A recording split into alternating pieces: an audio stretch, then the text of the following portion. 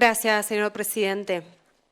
Bueno, esta es una sesión que es seguida con mucha atención por los trabajadores y trabajadoras de la salud, de toda la administración pública. Aprovecho para saludar a quienes están presentes hoy acá en el recinto.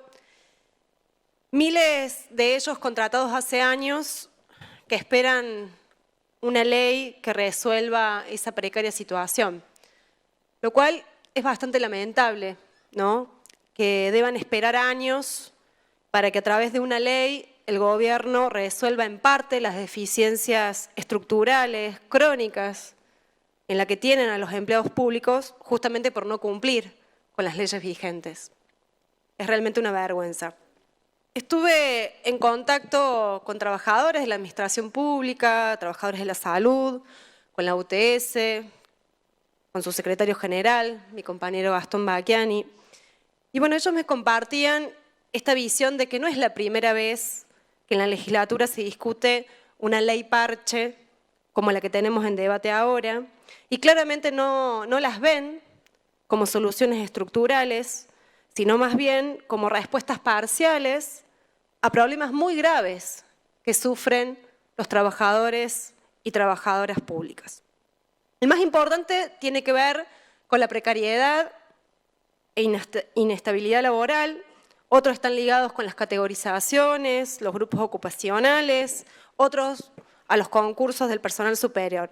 Pero en definitiva, todos los problemas tienen un denominador común, que es la violación sistemática de las leyes laborales por parte de este gobierno, que ya lleva más de 20 años en el poder. Podemos discutir que son leyes obsoletas y que hay que modificarlas, pero mientras tanto son las leyes vigentes y están siendo violentadas. Son más de 2 décadas de pisoteo a los derechos laborales de las y los empleados públicos, cuya consecuencia es más que evidente. La primera, en el nivel de precarización e inestabilidad. No está de más recordar que el Estado provincial es el principal precarizador, con contratos basura, con monotributos, con becas y todo tipo de inventos para ocultar la relación laboral que existe y por ende ajustar, pagando menos, no haciendo aportes e incluso presionando por esa vía a la baja de los salarios de quienes sí están contratados.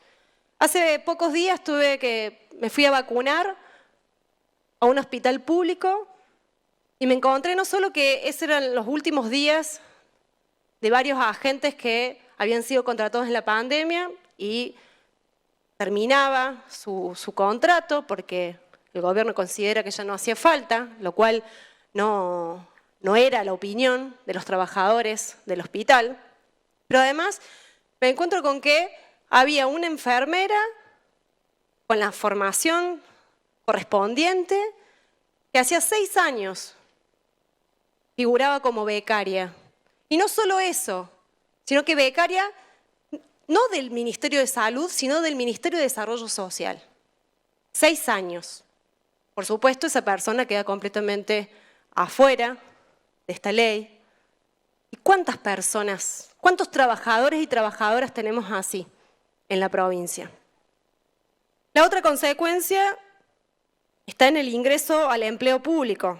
Los ingresos son completamente irregulares porque hace años que no se llaman a concursos abiertos como lo exige la ley.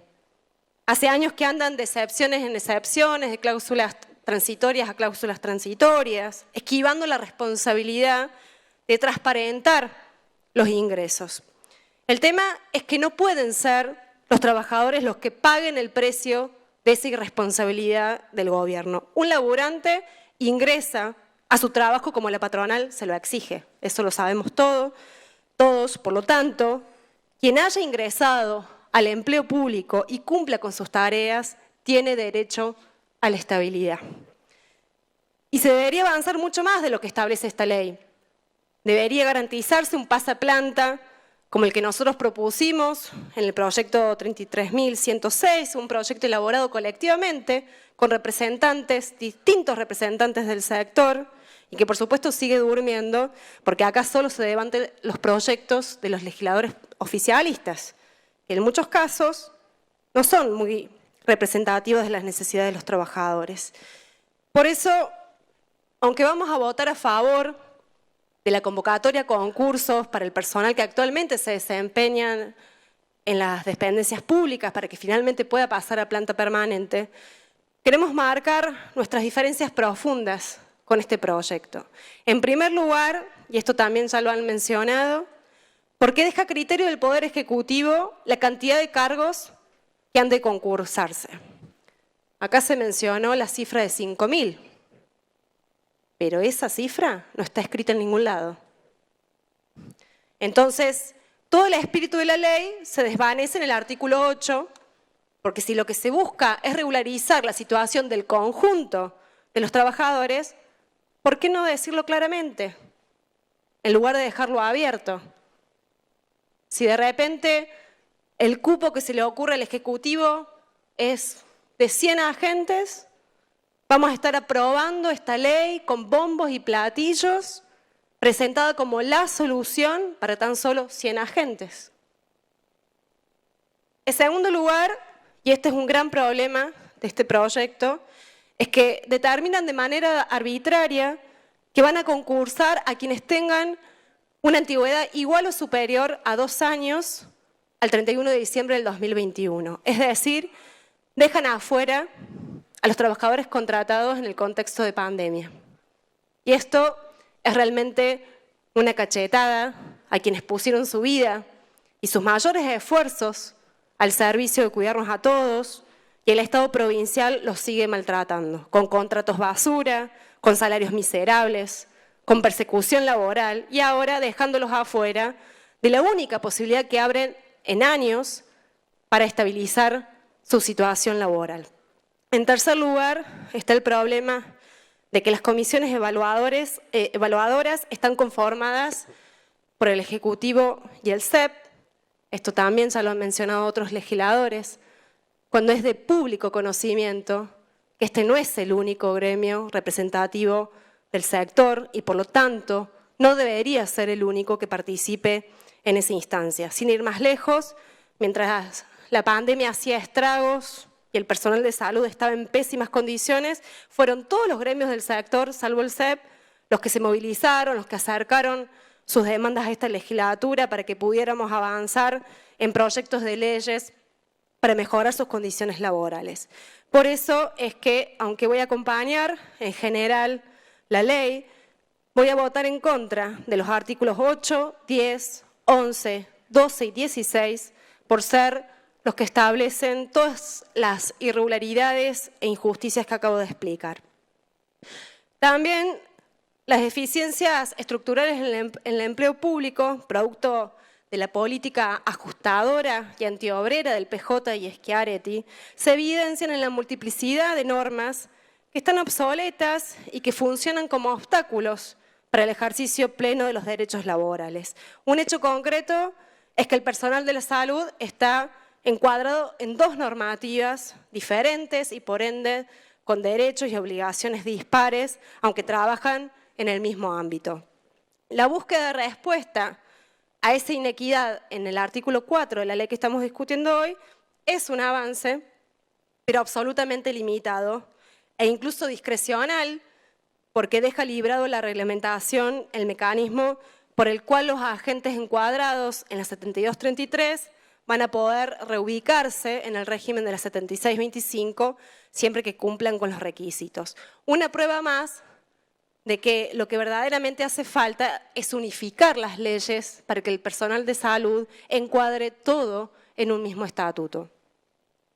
También en relación a esto está el problema de los grupos ocupacionales.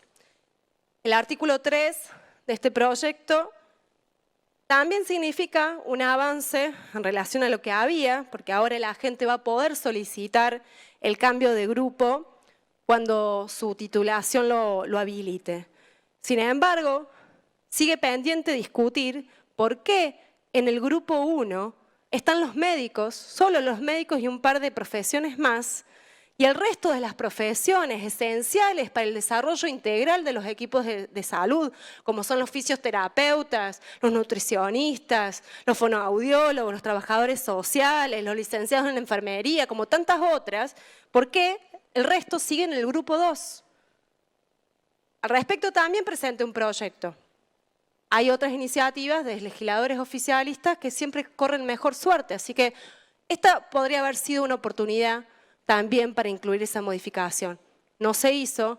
Insto a que realmente esta discusión se haga de manera urgente, porque también es un reclamo de todos estos profesionales para mejorar sus condiciones laborales.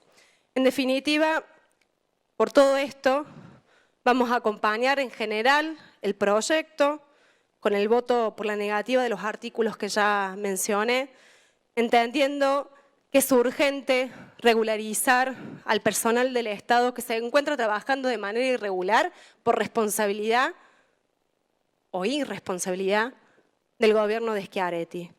Pero volvemos a insistir en la necesidad de cambios estructurales que pongan por delante los intereses del conjunto de los trabajadores, que son los que con su esfuerzo sostienen los programas y áreas más sensibles del Estado provincial. Entre ellos, por supuesto, también están los becarios, los monotributistas y demás formas precarizadas que siguen siendo olvidados en este proyecto. Para terminar, con esta falta de transparencia e ilegalidad, que lo que esconde es un ajuste permanente y directo no solo a los trabajadores, sino a áreas tan sensibles como es la salud pública, que como mostraron en la cuenta de inversión la semana pasada, son las variables sobre las que el gobierno ahorra, entre comillas. Desde esta banca, por supuesto, acompañamos cada lucha de los trabajadores y trabajadoras y vamos a continuar en ese camino exigiendo todo lo que les hace falta. Muchas gracias.